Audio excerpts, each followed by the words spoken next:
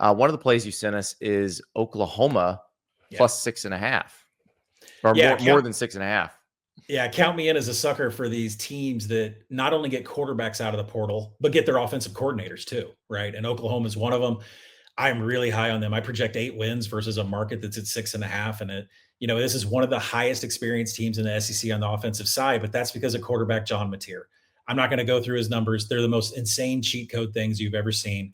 Now he's coming into Norman to really, I mean, just think about that Sooners, that whole unit last year. Like Jackson Arnold, ineffective, benched. We go to a freshman. All the wide receivers are hurt. An offensive line, 5 guys that never even played together, all got hurt. Like there was so much injury going on with Oklahoma last year. There's going to be positive regression from that part.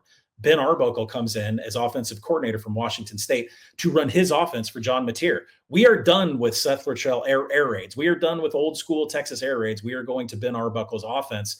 And, no team is probably better prepared from a roster perspective, from health, defense, coordinator, coaches. This is the one team in the SEC I think is going to make a big rise. And the big comment out of spring practice, right? Like last week, the comments were, well, we still need to find a tight end in the portal. Well, I went and looked at what Washington State did with a tight end last year. Only 13 passes completed to the number 1 tight end. I'm sure they can find somebody to catch 13 passes from John Mateer.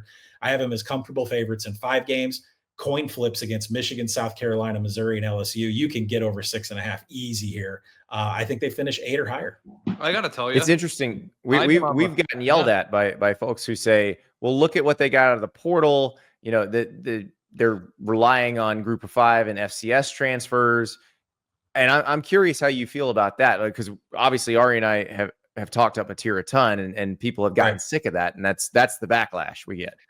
Yeah, and we get it. I mean, our podcast over at Action Network gets it too. And the thing is how do I quantify a Cam Skateboo into an Excel sheet? I can't, right? You do all these things at Sacramento State, and then I'm just supposed to automatically believe you're going to pull that off at Arizona State. So FCS players that didn't get much playing time, but maybe had a 4-star recruit, it is impossible to quantify how good they are. But we do have a record of John Mateer and what he has done. I am a full believer in this guy in running OU's offense. And by the way, he is like running spring practice like a general. Like he is completely in control of the entire program. It's been quite interesting if you read some of the things coming out of Norman. I don't think you should say that though, because that's what people said about Jackson Arnold, and there's some like Jackson Arnold stepped into the building, everybody gravitated toward him like he was the man. I believe you. I really do think that. I mean, we've been talking. I said that Oklahoma is one of the sleepers. We've been saying that for a long time, and also too, like a lot of their numbers that you're probably going to go off of from last year aren't all that reliable, considering half their team was out.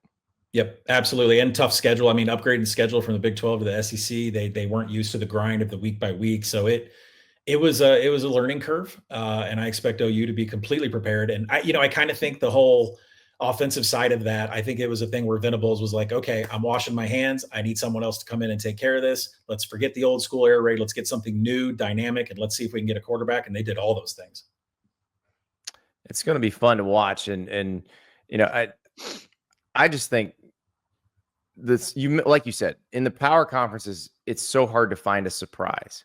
Like Indiana was that surprise last year, I think. And I have a hard time finding anybody who reminds me of them, who could just come out of nowhere. Illinois is getting the chatter, and I'm not buying it at all. They won 10 games last year. Like they're not surprising anybody if they're good. Like they're supposed to be good. Right. So, it's hard.